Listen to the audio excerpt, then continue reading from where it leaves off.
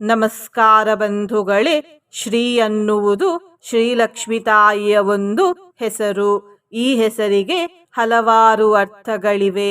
ಆದರೆ ಲಕ್ಷ್ಮಿ ತಾಯಿಯನ್ನು ಶ್ರೀ ಎಂದು ಕರೆಯುವಾಗ ಅಲ್ಲಿ ಶ್ರೀ ಹೆಸರಿನ ಅರ್ಥ ಸಂಪತ್ತು ಎಂದು ಅರ್ಥ ಮಾಡಿಕೊಳ್ಳಬೇಕು.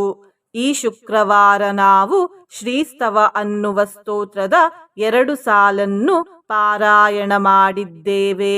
ಈ ಮಂತ್ರವನ್ನು ಭಕ್ತಿಯಿಂದ ಲಕ್ಷ್ಮಿ ತಾಯಿಯನ್ನು ಸ್ಮರಿಸುತ್ತಾ ಪೂರ್ತಿ 108 ಬಾರಿ ಪಾರಾಯಣ ಅಥವಾ ಶ್ರವಣ ಮಾಡಿದರೆ ಧನಸಿದ್ಧಿಯಾಗುತ್ತದೆ, ವಿದ್ಯೆ ಬುದ್ಧಿ ಪ್ರಾಪ್ತಿಯಾಗುತ್ತದೆ, ಶ್ರೀರಂಗದೇವರ ಅಸೀಮಿತ ಕೃಪೆ ಪ್ರಾಪ್ತಿಯಾಗುತ್ತದೆ, ಸುಖ ಸಮೃದ್ಧಿ ದೊರೆಯುತ್ತದೆ ಮತ್ತು ಜೀವನದಲ್ಲಿರುವ ಕಷ್ಟಗಳೆಲ್ಲ ದೂರವಾಗುತ್ತವೆ.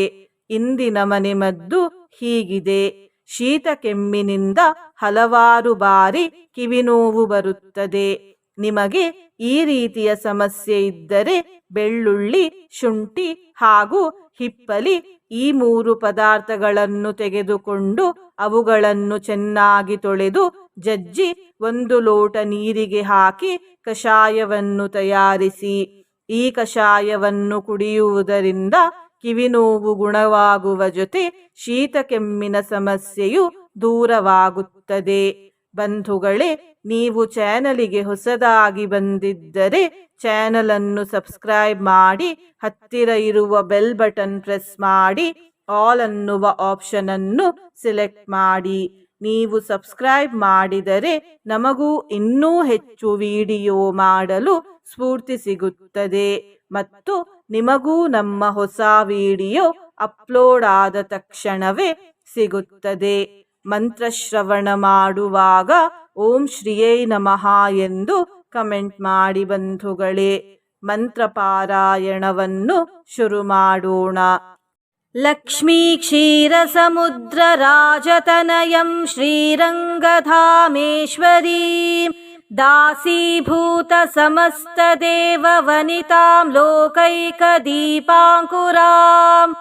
ಲಕ್ಷ್ಮೀ ಕ್ಷೀರ ಸಮುದ್ರ ರಾಜತನಯಂ ಶ್ರೀರಂಗಧಾಮೇಶ್ವರೀಂ ದಾಸೀಭೂತ ಸಮಸ್ತ ದೇವ ವನಿತಾಂ ಲೋಕೈಕ ದೀಪಾಂಕುರಾಂ.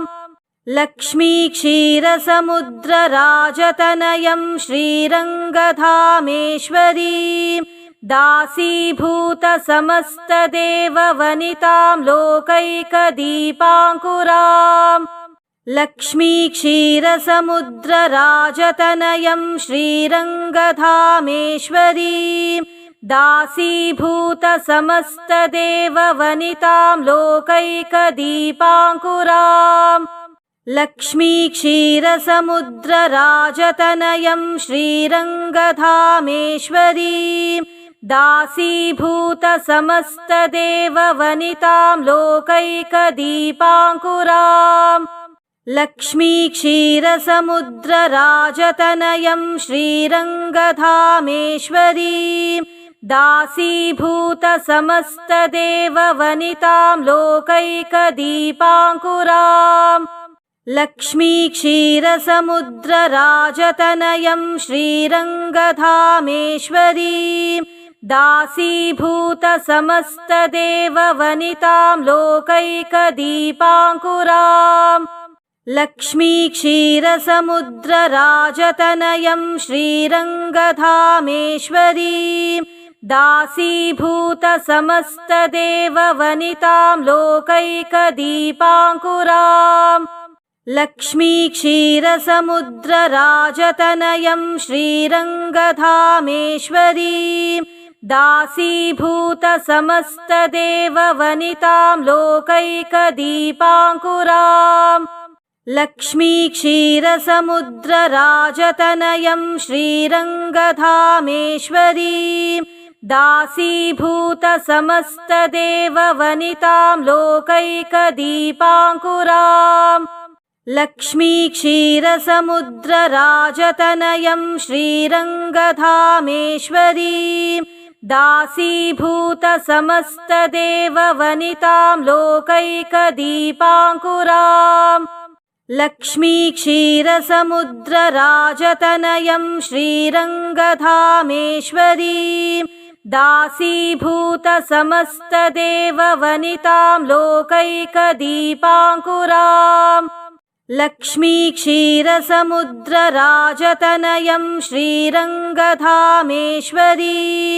दासीभूतसमस्तदेववनितां लोकैकदीपाङ्कुराम् लक्ष्मीक्षीरसमुद्रराजतनयं श्रीरङ्गधामेश्वरीं दासीभूतसमस्तदेववनितां लोकैकदीपाङ्कुराम् लक्ष्मीक्षीरसमुद्रराजतनयं श्रीरङ्गधामेश्वरीं दासीभूतसमस्तदेववनितां लोकैकदीपाङ्कुराम् लक्ष्मीक्षीरसमुद्रराजतनयं श्रीरङ्गधामेश्वरीं दासीभूतसमस्तदेववनितां लोकैकदीपाङ्कुराम् लक्ष्मीक्षीरसमुद्रराजतनयं श्रीरङ्गधामेश्वरीं दासीभूतसमस्तदेववनितां लोकैकदीपाङ्कुराम् लक्ष्मीक्षीरसमुद्रराजतनयं श्रीरङ्गधामेश्वरीं दासीभूतसमस्तदेववनितां लोकैकदीपाङ्कुराम् लक्ष्मीक्षीरसमुद्रराजतनयं श्रीरङ्गधामेश्वरीं दासीभूतसमस्तदेववनितां लोकैकदीपाङ्कुराम् लक्ष्मीक्षीरसमुद्रराजतनयं श्रीरङ्गधामेश्वरीं दासीभूतसमस्तदेववनितां लोकैकदीपाङ्कुराम् लक्ष्मीक्षीरसमुद्रराजतनयं श्रीरङ्गधामेश्वरीं दासीभूतसमस्तदेववनितां लोकैकदीपाङ्कुराम् लक्ष्मीक्षीरसमुद्रराजतनयं श्रीरङ्गधामेश्वरीं दासीभूतसमस्तदेववनितां लोकैकदीपाङ्कुराम् लक्ष्मीक्षीरसमुद्रराजतनयं श्रीरङ्गधामेश्वरीं दासीभूतसमस्तदेववनितां लोकैकदीपाङ्कुराम् लक्ष्मीक्षीरसमुद्रराजतनयं श्रीरङ्गधामेश्वरीं दासीभूतसमस्तदेववनितां लोकैकदीपाङ्कुराम् लक्ष्मीक्षीरसमुद्रराजतनयं श्रीरङ्गधामेश्वरीं दासीभूतसमस्तदेववनितां लोकैकदीपाङ्कुराम् लक्ष्मीक्षीरसमुद्रराजतनयं श्रीरङ्गधामेश्वरीं दासीभूतसमस्तदेववनितां लोकैकदीपाङ्कुराम् लक्ष्मीक्षीरसमुद्रराजतनयं श्रीरङ्गधामेश्वरीं दासीभूतसमस्तदेववनितां लोकैकदीपाङ्कुराम् लक्ष्मीक्षीरसमुद्रराजतनयं श्रीरङ्गधामेश्वरीं दासीभूतसमस्तदेववनितां लोकैकदीपाङ्कुराम् लक्ष्मीक्षीरसमुद्रराजतनयं श्रीरङ्गधामेश्वरीं दासीभूतसमस्तदेववनितां लोकैकदीपाङ्कुराम् लक्ष्मीक्षीरसमुद्रराजतनयं श्रीरङ्गधामेश्वरीं दासीभूतसमस्तदेववनितां लोकैकदीपाङ्कुराम् लक्ष्मीक्षीरसमुद्रराजतनयं श्रीरङ्गधामेश्वरीं दासीभूतसमस्तदेववनितां लोकैकदीपाङ्कुराम् लक्ष्मीक्षीरसमुद्रराजतनयं श्रीरङ्गधामेश्वरीं दासीभूतसमस्तदेववनितां लोकैकदीपाङ्कुराम् लक्ष्मीक्षीरसमुद्रराजतनयं श्रीरङ्गधामेश्वरीं दासीभूतसमस्तदेववनितां लोकैकदीपाङ्कुराम् लक्ष्मीक्षीरसमुद्रराजतनयं श्रीरङ्गधामेश्वरीं दासीभूतसमस्तदेववनितां लोकैकदीपाङ्कुराम् लक्ष्मीक्षीरसमुद्रराजतनयं श्रीरङ्गधामेश्वरीं दासीभूतसमस्तदेववनितां लोकैकदीपाङ्कुराम् लक्ष्मीक्षीरसमुद्रराजतनयं श्रीरङ्गधामेश्वरीं दासीभूतसमस्तदेववनितां लोकैकदीपाङ्कुराम् लक्ष्मीक्षीरसमुद्रराजतनयं श्रीरङ्गधामेश्वरीं दासीभूतसमस्तदेववनितां लोकैकदीपाङ्कुराम् लक्ष्मीक्षीरसमुद्रराजतनयं श्रीरङ्गधामेश्वरीं दासीभूतसमस्तदेववनितां लोकैकदीपाङ्कुराम् लक्ष्मीक्षीरसमुद्रराजतनयं श्रीरङ्गधामेश्वरीं दासीभूतसमस्तदेववनितां लोकैकदीपाङ्कुराम् लक्ष्मीक्षीरसमुद्रराजतनयं श्रीरङ्गधामेश्वरीं दासीभूतसमस्तदेववनितां लोकैकदीपाङ्कुराम् लक्ष्मीक्षीरसमुद्रराजतनयं श्रीरङ्गधामेश्वरीं दासीभूतसमस्तदेववनितां लोकैकदीपाङ्कुराम् लक्ष्मीक्षीरसमुद्रराजतनयं श्रीरङ्गधामेश्वरीं दासीभूतसमस्तदेववनितां लोकैकदीपाङ्कुराम्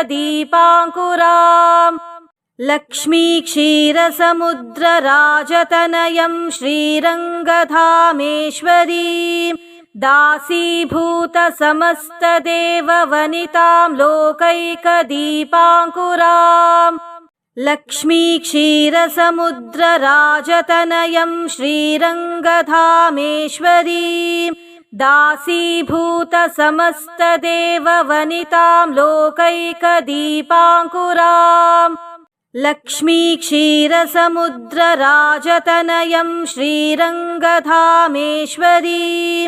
दासीभूतसमस्तदेववनितां लोकैकदीपाङ्कुराम् लक्ष्मीक्षीरसमुद्रराजतनयं श्रीरङ्गधामेश्वरीं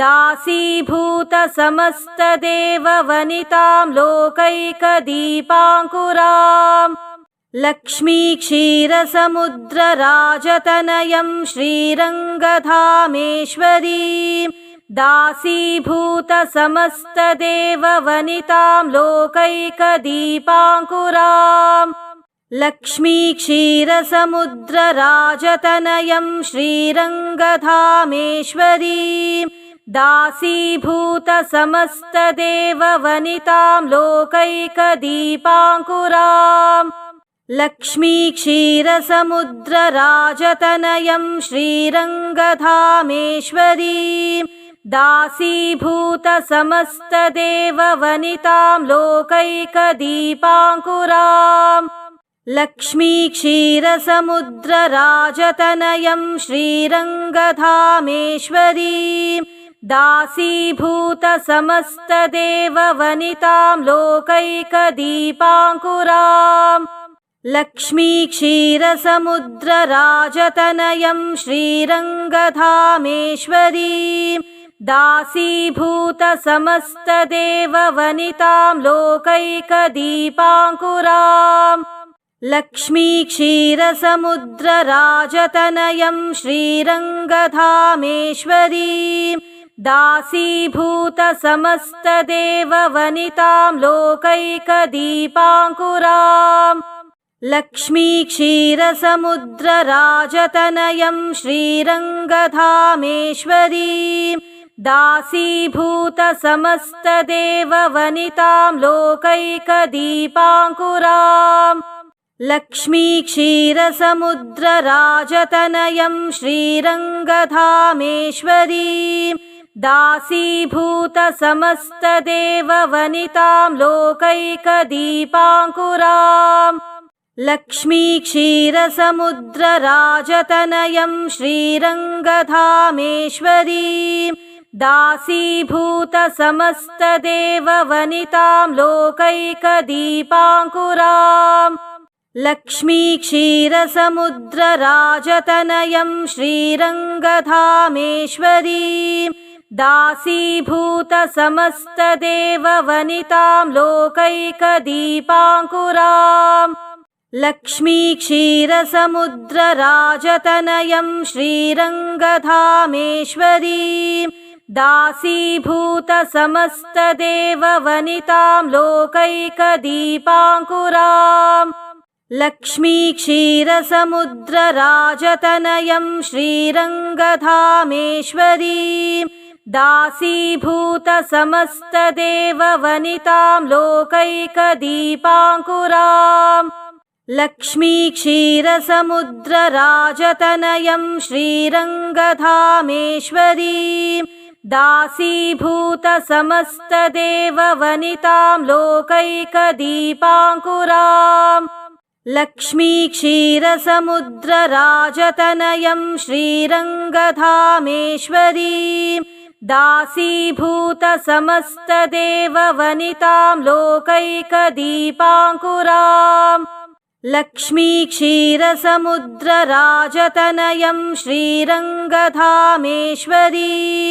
दासीभूतसमस्तदेववनितां लोकैकदीपाङ्कुराम् लक्ष्मीक्षीरसमुद्रराजतनयं श्रीरङ्गधामेश्वरीं दासीभूतसमस्तदेववनितां लोकैकदीपाङ्कुराम् लक्ष्मीक्षीरसमुद्रराजतनयं श्रीरङ्गधामेश्वरीं दासीभूतसमस्तदेववनितां लोकैकदीपाङ्कुराम् लक्ष्मीक्षीरसमुद्रराजतनयं श्रीरङ्गधामेश्वरीं दासीभूतसमस्तदेववनितां लोकैकदीपाङ्कुराम् लक्ष्मीक्षीरसमुद्रराजतनयं श्रीरङ्गधामेश्वरीं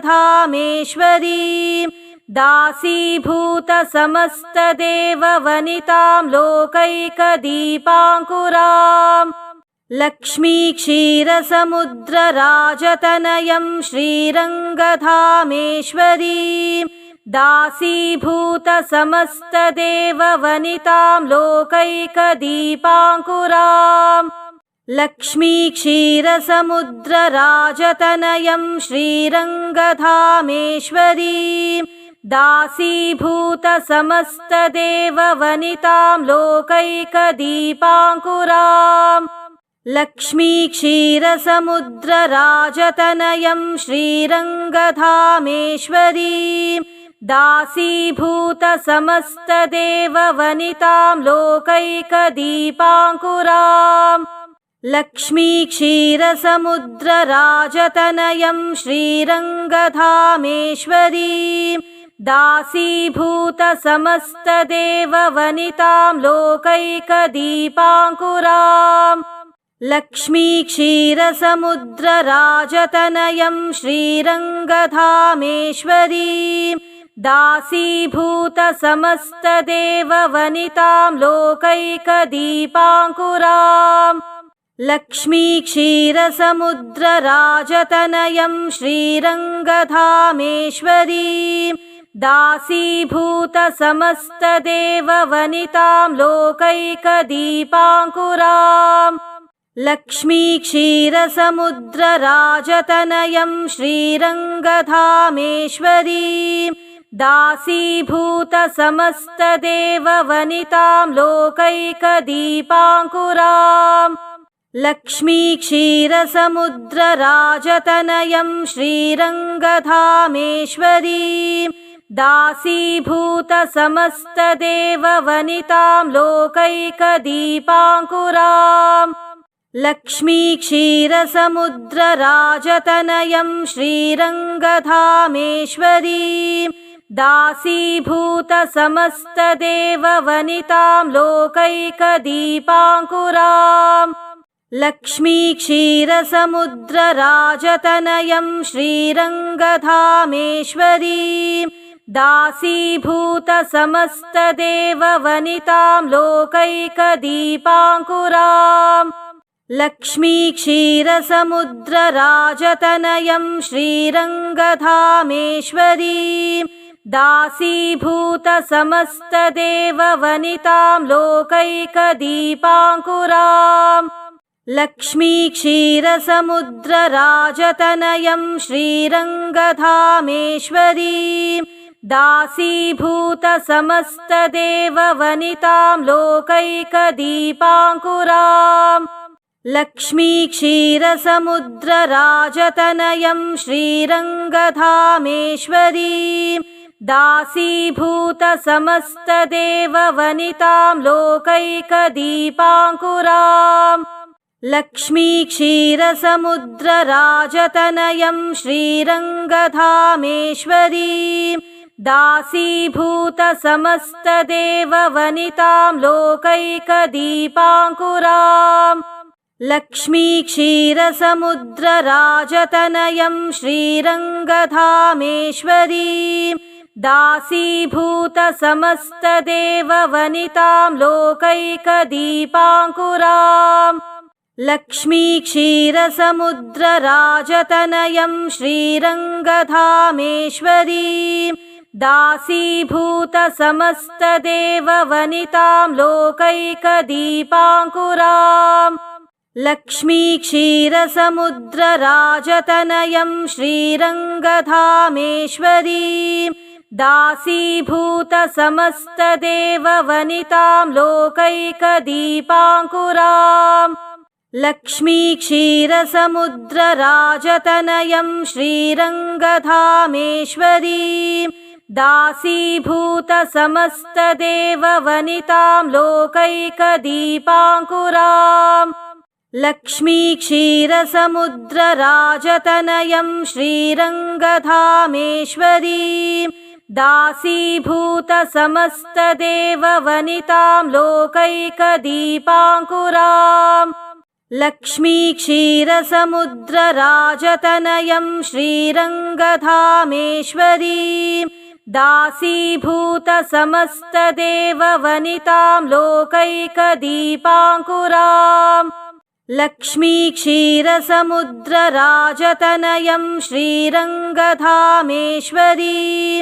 दासीभूतसमस्तदेववनितां लोकैकदीपाङ्कुराम् लक्ष्मीक्षीरसमुद्रराजतनयं श्रीरङ्गधामेश्वरीं दासीभूतसमस्तदेववनितां लोकैकदीपाङ्कुराम् लक्ष्मीक्षीरसमुद्रराजतनयं श्रीरङ्गधामेश्वरीं दासीभूतसमस्तदेववनितां लोकैकदीपाङ्कुराम् लक्ष्मीक्षीरसमुद्रराजतनयं श्रीरङ्गधामेश्वरीं दासीभूतसमस्तदेववनितां लोकैकदीपाङ्कुराम् लक्ष्मीक्षीरसमुद्रराजतनयं श्रीरङ्गधामेश्वरीं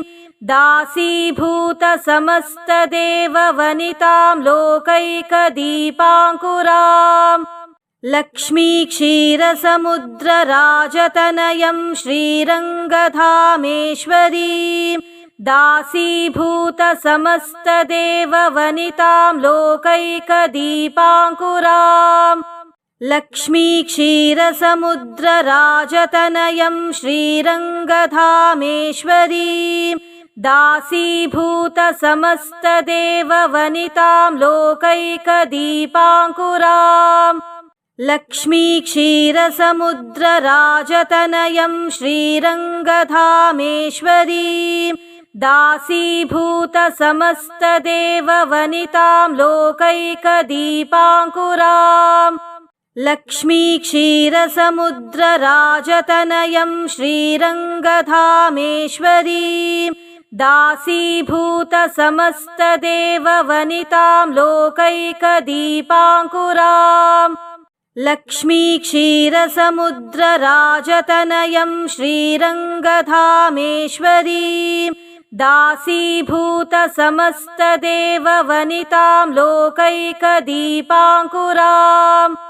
लक्ष्मी क्षीरसमुद्रराजतनयं श्रीरङ्गधामेश्वरीं दासीभूतसमस्तदेववनितां लोकैकदीपाङ्कुराम् लक्ष्मी क्षीरसमुद्रराजतनयं श्रीरङ्गधामेश्वरीं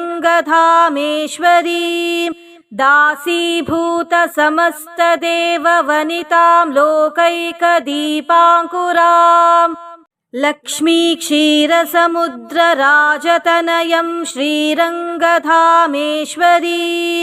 दासीभूतसमस्तदेववनितां लोकैकदीपाङ्कुराम् लक्ष्मी क्षीरसमुद्रराजतनयं श्रीरङ्गधामेश्वरीं दासीभूतसमस्तदेववनितां लोकैकदीपाङ्कुराम्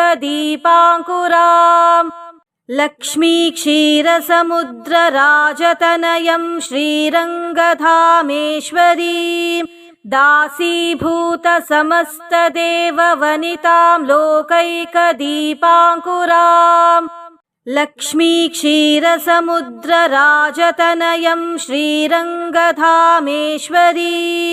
दासीभूतसमस्तदेववनितां लोकैकदीपाङ्कुराम् लक्ष्मी क्षीरसमुद्रराजतनयं श्रीरङ्गधामेश्वरीं दासीभूतसमस्तदेववनितां लोकैकदीपाङ्कुराम् लक्ष्मी क्षीरसमुद्रराजतनयं श्रीरङ्गधामेश्वरीं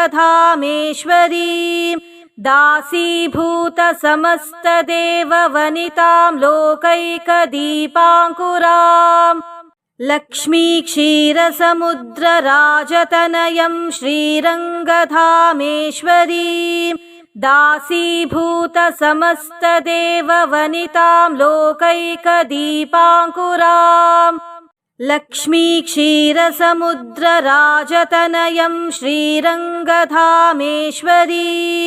दासीभूतसमस्तदेववनितां लोकैकदीपाङ्कुराम् लक्ष्मी क्षीरसमुद्रराजतनयं श्रीरङ्गधामेश्वरीं दासीभूतसमस्तदेववनितां लोकैकदीपाङ्कुराम् लक्ष्मी क्षीरसमुद्रराजतनयं श्रीरङ्गधामेश्वरीं